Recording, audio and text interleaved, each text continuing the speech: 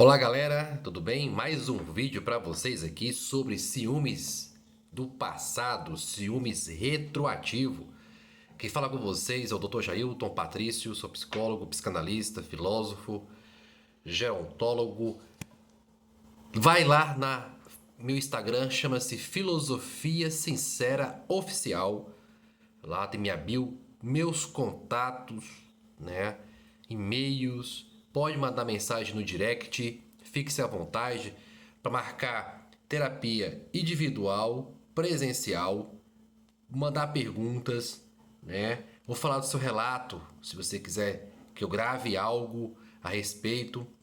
Pessoal, eu peço encarecidamente, eu peço por gentileza, vocês comentem aí algo se vocês estão gostando, que isso é importante para todo mundo no YouTube, qualquer tipo de trabalho, inclusive no YouTube, para as pessoas sentirem, né? A pessoa que está gravando áudio, vídeo, para sentir o que as pessoas estão gostando, o que preciso falar, o que não é preciso falar, né? Comente aí, fala sobre alguma coisa, o que achou legal, o que não gostou, o que eu teve que falar, né? Fala alguma coisa, isso é bom para as pessoas. Eu vejo várias pessoas do YouTube que gravam vídeo falando sobre isso. Porque é importante a gente daqui saber se precisa mudar alguma coisa, se o povo tá gostando. É bom essa interação, entendeu? Então faça isso, eu peço isso, isso é importante para todo trabalho, inclusive nas redes sociais, né? Então vamos responder duas perguntas e o tema do ciúmes retroativo de hoje é como vencer ciúmes do passado na mitologia grega, a história de Orfeu, né? Interessante. E vão trazer aqui ponto científico, trazer pontos legais para vocês interagir, né? Então eu vou responder uma pergunta que a pessoa me perguntou no YouTube, né? No vídeo agora não lembro qual foi, mas é um casal, né, 40 anos sofrendo por causa disso. E o outro fazendo terapia não está resolvendo. Galera, é o seguinte, não é que fazer terapia não resolve, não é isso. A abordagem da psicologia, da psicanálise é igual a medicina. A pessoa faz, escolhe a área que ele vai atuar, né? Se é parte clínica, ele vai para psicanálise, behaviorismo, psicodrama, gestalt, existencialismo. Cada área você segue uma, né? TCC, técnica cognitivo comportamental, de Skinner, né? E muitas das vezes é igual a medicina. O cara é médico, mas você tá tratando o coração com oftalmologista. O cara é médico, mas ele não é cardiologista. Então você tem que procurar um especialista da área, que é especialista em toque, independente da abordagem dele, e especialista em ciúmes do passado, síndrome de Rebeca e obsessões. Você procurar alguém que seja psicólogo, psicanalista, mas ele não atua na área, vocês vão patinar, você vai gastar dinheiro, você vai gastar tempo, o negócio não vai resolver, entendeu? Então você tem que procurar um profissional que atua, né? Agora o outro lá, passando 40 anos por esse sofrimento, gente, eu vejo vários relatos aqui, 50 anos, 40 anos, 30 anos. Tem paciente meu aí que 25 anos estava sofrendo, quando ele começou a fazer terapia, 3 meses de sessão.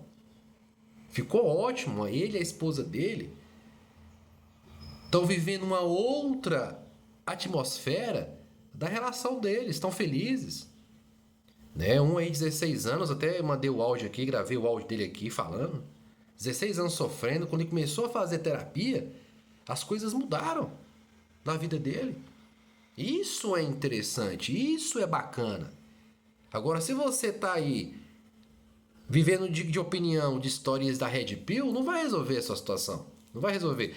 O problema do ciúme retroativo não é isso. O problema não é criticar, não é falar mal do homem, da mulher, tal, não é, é reação bioquímica, é saúde. É um problema de saúde pública, é ciência. Então, se você não tomar ciência em fazer uma sessão, procurar ajuda, vocês não vão resolver, gente. Porque é muita gente em jogo. É você em jogo, é sua saúde, é a pessoa que você ama, é uma família, é uma história. Tem até filhos envolvidos. É um casamento, é papel assinado. Agora você vai deixar destruir tudo isso que você percorreu em ficar olhando para trás, em sofrer. E muitas das vezes não é você que está olhando para trás. É a reação química cerebral que faz com que você olhe para trás e pergunte várias vezes a mesma coisa. E isso que você tem que entender a reação bioquímica do cérebro. O síndrome de Rebeca, os síndromes do passado, o problema no cérebro está localizado na parte direita do cérebro. Essa parte aqui, ó, onde tem o núcleo caudado, o córtex orbital, pró-frontal, né? E são eles que fazem a conexão em fazer com que o cérebro fique patinando, é igual uma marcha quebrada. E isso a Universidade da UCLA, a Universidade, a pesquisa científica, chegou a essa conclusão. Eu concordo. Porque é justamente nessa região que tem blocos de imagens, tem raio-x, né? Raio-x, ressonância magnética, localizou isso. Tem nada a ver com o passado dela, isso aí é seu, isso aí é reação bioquímica. Porque se você resolver essa situação com ela, se você separar dela, o toque ele vai migrar esse problema para uma outra história, para uma outra coisa. Se você arrumar uma outra mulher, um outro homem, vai migrar para lá. Entende? Então isso é algo bioquímico cerebral. Não existe outra coisa. E a ciência comprovou. A terapia, nesse caso da obsessão, é mais eficaz do que a medicação. Porque a medicação você vai tomar, ela vai te fazer efeito colateral. Daqui 6 meses, a medicação não vai fazer efeito porque o corpo começa a tomar resistência no sistema nervoso central. Aí daqui a pouco o psiquiatra vai ter que mudar a medicação, vai ter que aumentar as doses. Você me entende? Para homens é terrível o remédio para obsessões, que ele age na questão tricílica, né? Age diretamente na corrente sanguínea. Para outros homens não tem ereção. E a outros homens que têm ereção, a ejaculação não ocorre da forma comum. Então é melhor você fazer uma terapia, você se conhecer, se autoconhecer esse problema, né? Então vamos falar agora da história de Orfeu, para a gente fazer a costura com a psicologia, a psicanálise. Vamos pegar a filosofia grega, vamos em embate em relação a isso, né? Orfeu de Lira, né? Ele era um ótimo tocador, instrumentista da época, onde as pessoas eram encantadas com o seu instrumento, né? Sua harpa. Parava guerras, parava... As pessoas se apaixonavam entre elas, enfim, era uma coisa de maluco. Até que Orfeu se apaixonou por uma mulher chamada Eurídice, né? E eles tiveram um romance, e até casaram.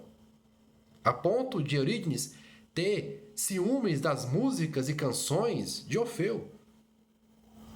Então, até eles casados, né? Eurídice dá a volta na floresta, de repente, uma pessoa que era encantado, apaixonado por ela, o apicultor, né? Corre atrás dela para agarrá-la, para abraçá-la, e ela corre deste sujeito. Ao correr, uma serpente, uma cobra venenosa, a pica, e logo em seguida ela vem a óbito, ela morre por toda essa situação. Orfeu, sabendo dessa história, corre até o encontro da sua amada, ainda encontra ela viva e ela morre em seus braços. Orfeu ficou desesperado, Orfeu ficou injustiçado com a situação. Começou a cantar a sua harpa, que começou a emocionar todo mundo. Então ele teve uma ideia de ir até Hades, que é o rei, abre as portas da morte, enfim. Mas para chegar até Hades ele tinha que passar por várias coisas, pelo anjo Hermes, pelo mensageiro da morte.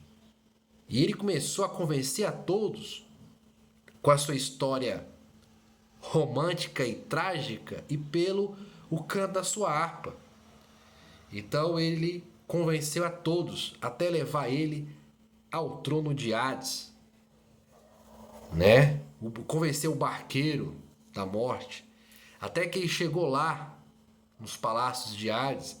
A mulher e Hades e todos os seus convidados o abismaram com aquela situação. Como um pobre mortal pode chegar lá sem que sequer ser convidado, aonde era impossível? Hades ficou furioso, nervoso com a situação. Até que Orfeu começou a tocar a gaita e começou... A gaita não, desculpa, a harpa. E começou a contar a situação do que aconteceu. E daquela sala, aquele palácio, todo mundo se emocionou.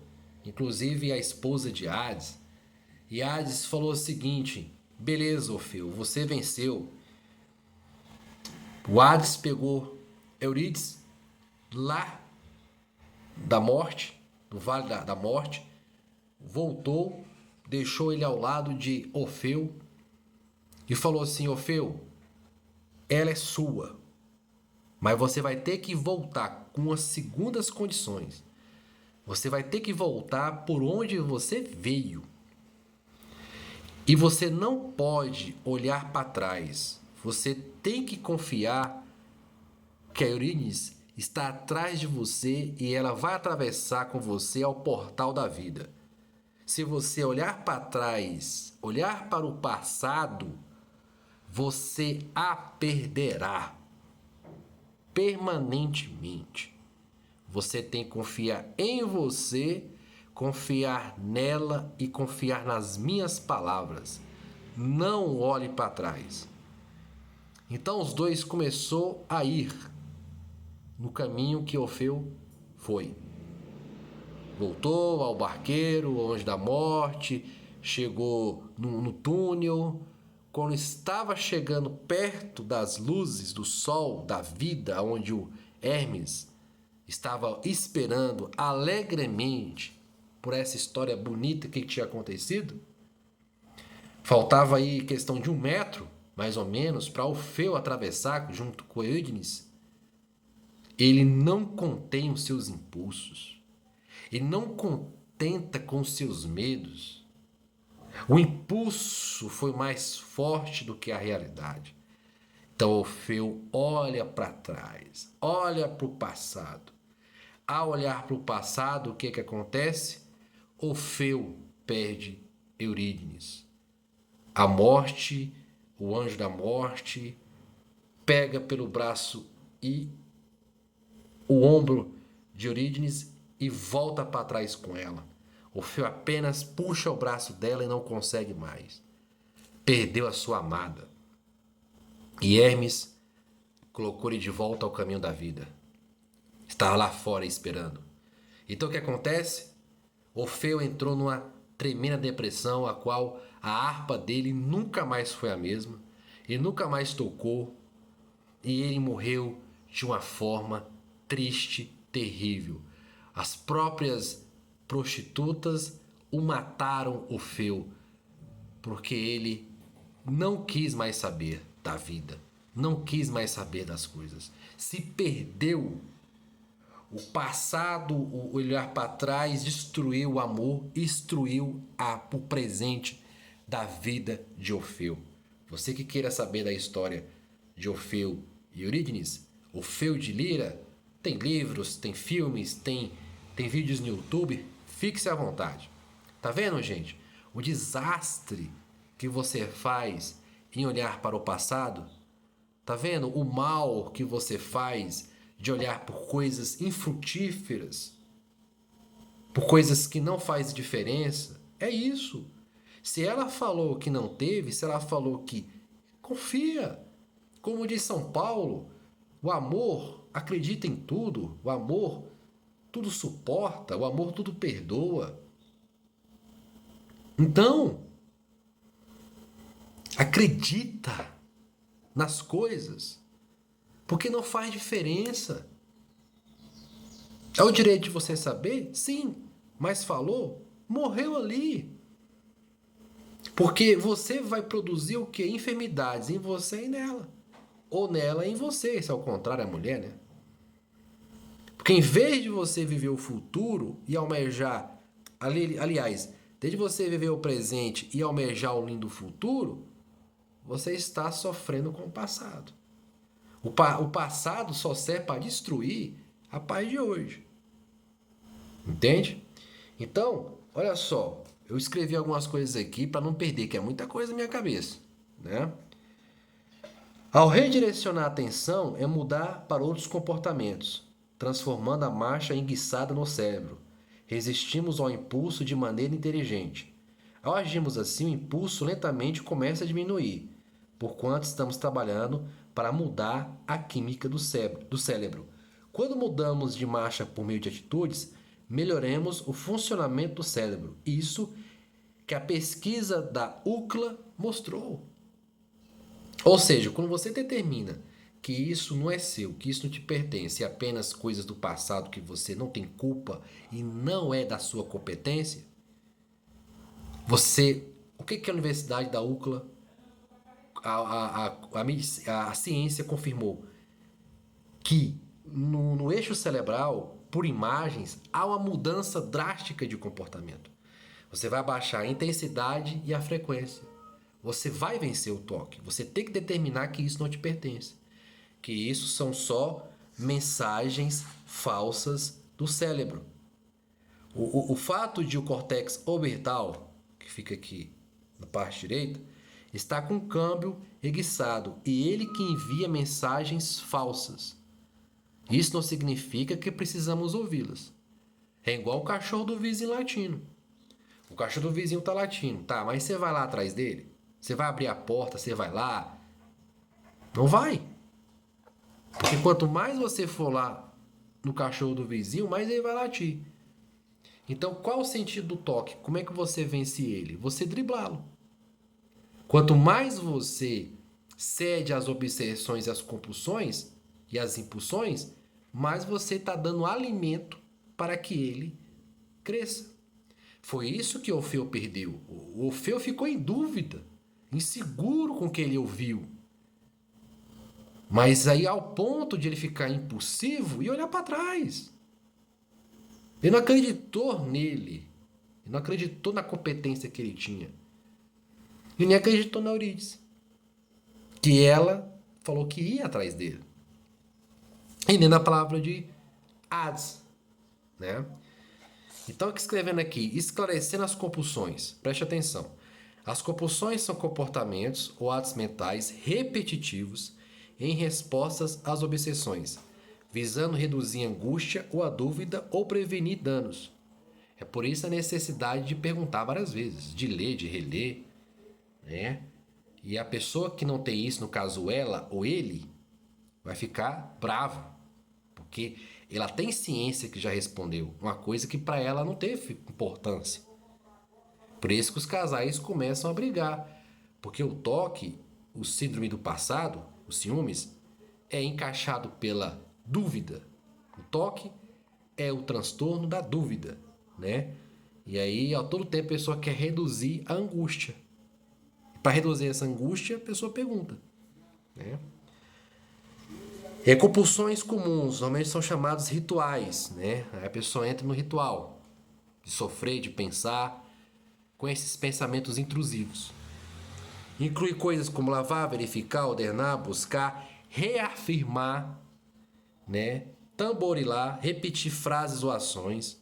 Alguns oram, substituir pensamentos em imagens ruins por boas, tentar controlar pensamentos. Com o tempo, as compulsões tornam-se menos eficazes. As pessoas acham que precisam trabalhar ainda mais para obter resultados semelhantes.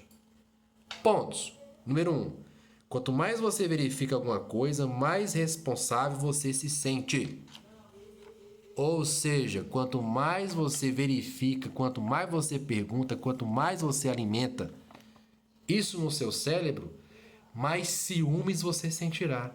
Mais responsável por ela no passado você sentirá.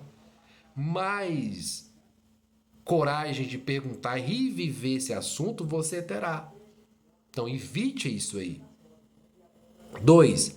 Quanto mais você verifica alguma coisa, mais dúvida você tem.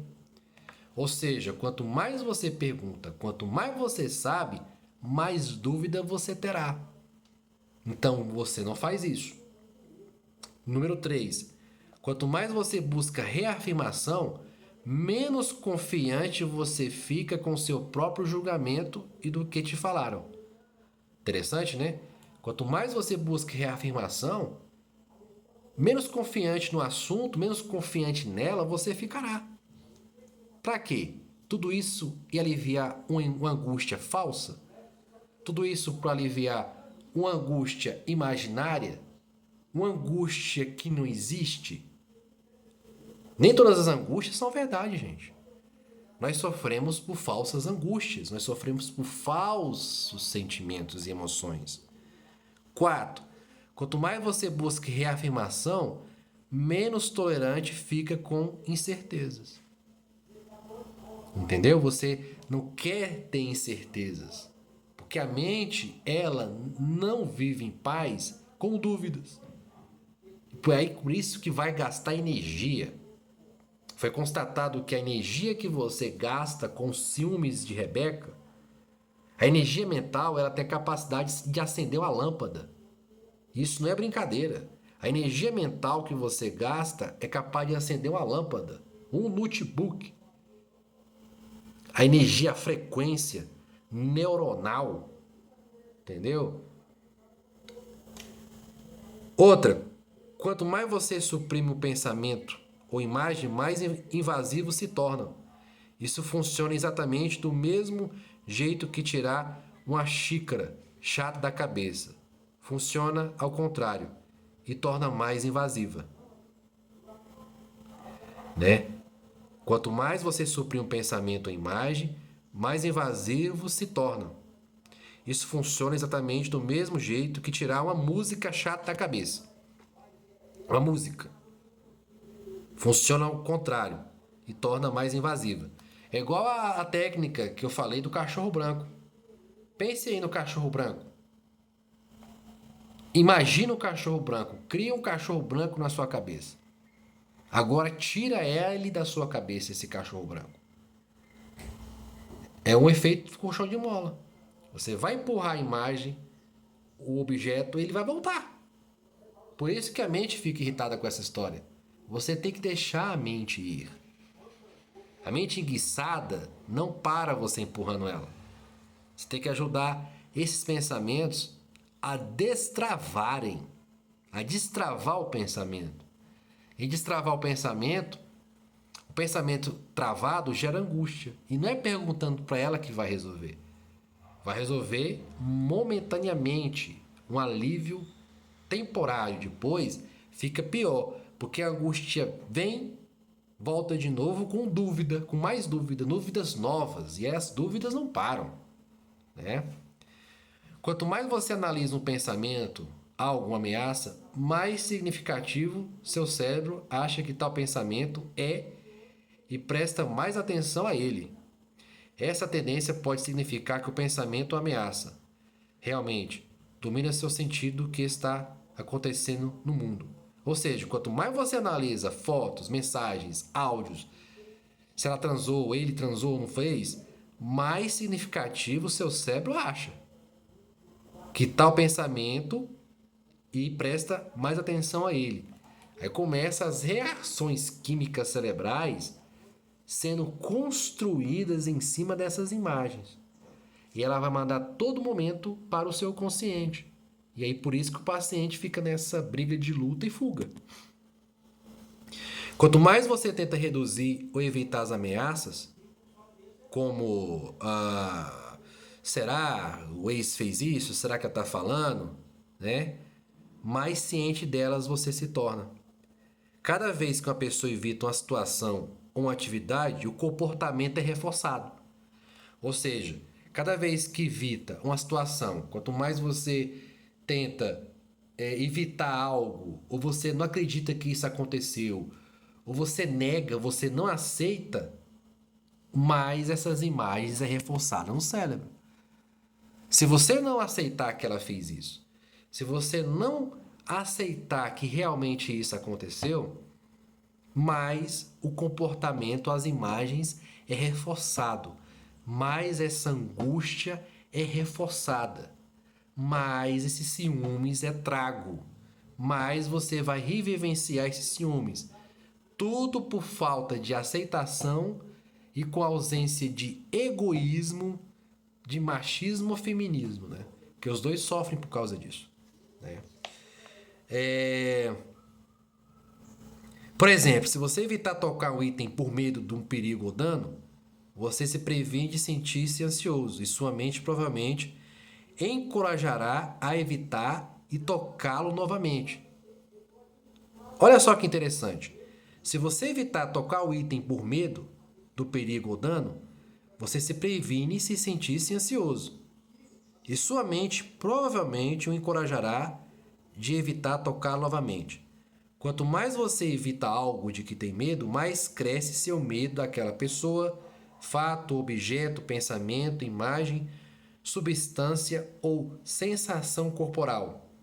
A fuga normalmente se equilibra com compulsões. Se você não pode evitar, frequentemente executará uma compulsão. Você vai evitar itens, pessoas, por isso, notícias, né? Seus pensamentos invasivos tornam-se bem menos frequentes durante menos um tempo. Então, o que acontece? O que a Universidade da UCLA entendeu? Você tem que reafirmar, não sou eu, é o toque. Ou seja, é algo do passado, mas não tem efeito aqui. Por isso que muitos pacientes têm a ciência que isso é uma bobagem, e têm a consciência que ele não viveu com ela, não estava com ela. Mas por que eu estou sofrendo por uma história que não é minha? Por que eu estou sofrendo por algo que não é meu? É justamente por causa disso. Porque o córtex pré-frontal, o núcleo caudado que não filtra as mensagens, ele trava. E para você ajudar o núcleo caudado a destravar as imagens e o cérebro, para não causar angústia em você, você tem que usar palavras afirmativas, você tem que resignificar, você tem que... E isso aprende em terapia. Sozinho não tem como assistir um vídeo desse, você não tem como. Porque a mente, ela é orgânica. E se a mente fosse um ar-condicionado?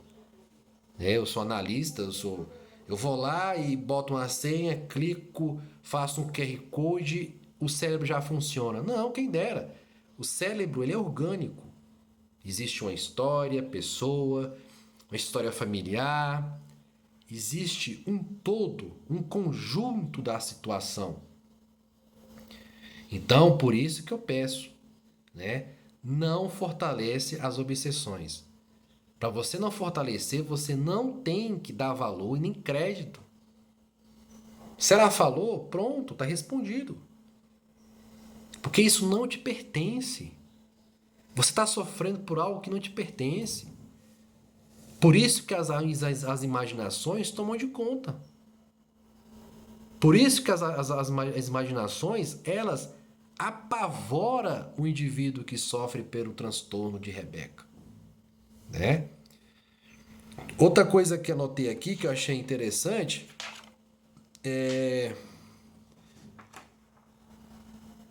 tá aqui, ó. Renomear. Um paciente, uma sessão resolveu a situação dele. Uma sessão de 1 hora. Eu falei para ele, renomeia isso. Então, renomear. Chamá-la pelo nome correto, obsessão. Depois reatribuímos e colocamos a culpa no toque. Pois é uma luta infrutífera que nos deixará desmoralizados e vencidos internamente. Você passa a ter vergonha. Caramba! Por que eu perguntei? Por que eu dei a isso? Por isso que veio o alívio. Quando ela pergunta, ela te responde, o núcleo caudado no cérebro, ele filtra a informação. Aí o cérebro destrava. aí vem alívio. Passam 4, 5 horas, veio a imaginação ou a lembrança de algo, pá, núcleo caudado falha. Então, as pessoas que têm toque e obsessão, a ciência comprovou, é um fato, um déficit no núcleo caudado. E a pessoa tem que fazer a terapia para fazer esses mecanismos para o núcleo caudado voltar a funcionar. Então, quem quiser terapia, tem meu Instagram, tem meus contatos e estou aqui para ajudá-los. Um abraço e até o próximo vídeo.